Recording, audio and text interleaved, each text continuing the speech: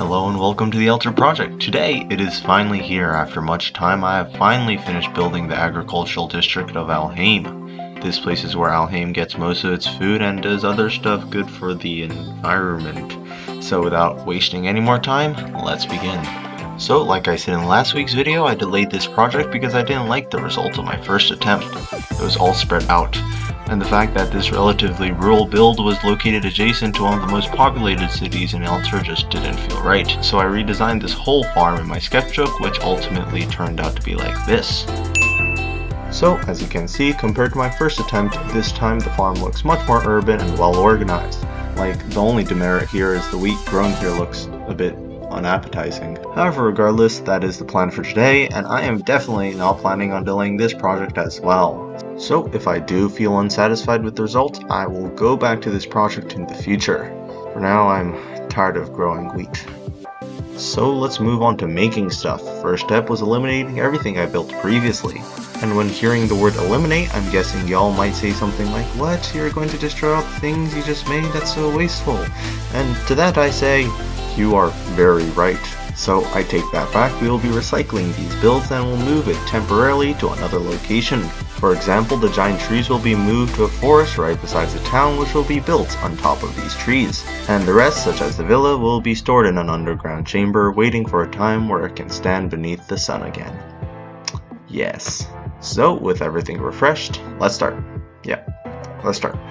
So, I began with building the wall. This wall is something I'll probably get back in a future video, but for now we'll start to build a portion of the giant wall that has protected the capital for hundreds of years. With the wall finished, I started stretching lines which will serve as the border for each farmland. I continued with the process by building a curved horizontal line afterward.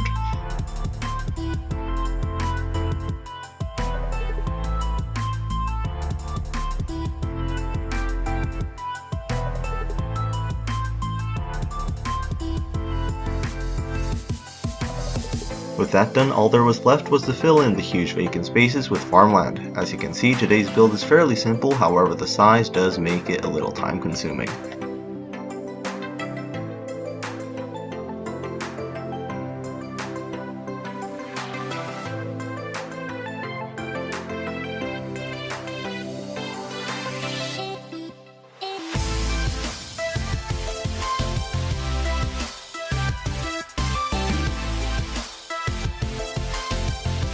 After we finished placing the farmland, I copy and pasted these wind turbines I built last week in between each farm on the second level. Now comes designing the right side of the agricultural district. I decided that everything grown here will be plants that aren't wheat. So here the city grows carrots, beetroots, and potatoes. Potatoes. God damn it. Potato. In between the non-wheat farm and the wheat farm will be a giant smooth quartz slab staircase. So let's start filling in the land using the /BR sphere, wheat 7 tool, and /CMask left facing Pac-Man sign farmland tool. Okay, so the farm is pretty much done. We will now commence designing the wall and the smaller wall. So beginning with the smaller wall, I started by opening a giant hole in the center and stamped a giant Pokemon leaf sign on it. No big reason for why these pillars exist, just had a flying buttress type of feel to them, which made them look cool. I then placed these lime and green stained glass windows to now give it a real Pokemon gym-like vibe. Just kidding. But I really thought the green glass and the vines will give this very white urban farm the green it needed. So I left an opening inside the wall initially for no good reason, but now I'm thinking of creating a small botanic garden soon. So therefore I made this almost barrel vault like roofing made of light blue stained glass so the interior can always be lit by the sun. I then made these. I don't know what you call these. Stabilizers? Which, in this fictional world everything floats, still helps the platform from collapsing. So, the wall. Not that one. The big one. Yeah, that one. So the wall looked quite white and lonely, so I began decorating the wall a little bit. Initially I thought there shouldn't be much decoration on it since it was built mainly to protect the city during war times, but a few years has passed since the last war inside this world, so there could be a bit changes, right? Now that I think about it, it wouldn't be a bad idea if the wall had a few scars on it. But whatever. Instead, let's build a vulnerable stained glass window. I again used the pointed lime green stained glass window design, but this time the windows are slowly getting smaller, or gradually growing larger. Lastly, I stuck some more wind turbines on the walls, hoping that will make the wall a bit more fancy. And that's pretty much it. All I did after that was add more lights and designed the flooring for the small platform on the right and decorated the walls of the staircase. Both are going to be projects I will come back soon and reform when I make like the botanical garden, you know. So let's move on to the more educational stuff of the video, because my videos are always educational. Potato. So, what should we talk about today? This week's video isn't really inspired off of a real-world farm, nor is there a specific genre I thought of while building this, so yeah, I'm stumped. So I figured since we are building an urban agricultural district, I thought it would be cool to show y'all a bit of some real-world urban farms. Let's go. Numero uno, rooftop farming, a very popular type of urban farming in an urban environment. I did have the chance of visiting a rooftop garden once and it was surprisingly very refreshing. Something about growing crops under the beaming sun at a height where a light and cool breeze passes by every now and then is addicting. And also don't forget that surrounding you is a beautiful view of an urban landscape. Where I went to, the people there had bees which help regulate the farm, so it was really like they had a miniature farm from the suburbs on their rooftop.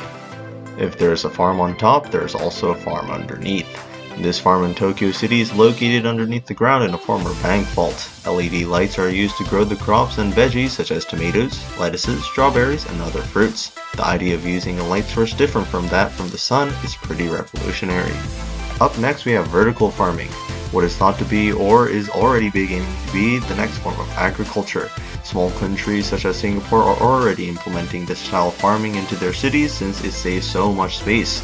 There are many intriguing vertical agricultural plans made today, so in the near future, our cities may be filled with green buildings as well.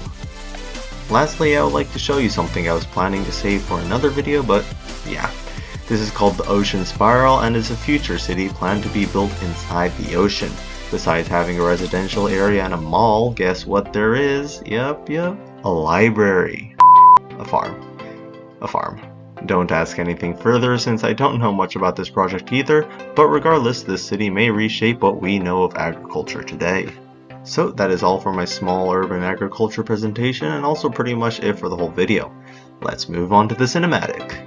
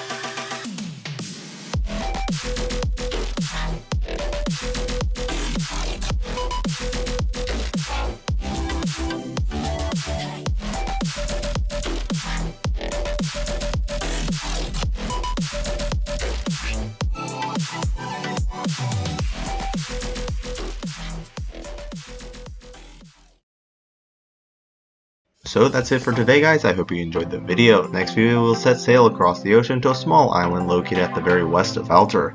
Here will stand a port for all those who ravage the seas, Pirates Cove. So do look forward to that as I am very excited to build this as well. Okay, that's it. I'll see you in the next video. Bye!